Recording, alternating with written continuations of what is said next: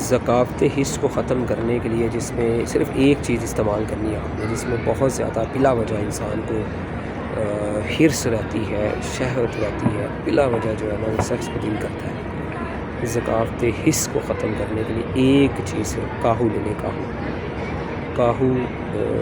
لے کے پنساری کے پاس جائیں، اسے کہیں جی کاہو دے دے، 20 گرام لے لیں فی الحال، زیادہ سے زیادہ پہلے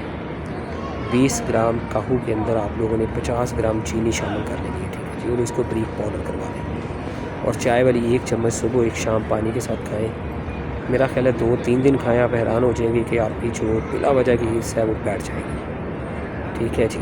تو شادی شدہ لوگ بے شک استعمال نہ کریں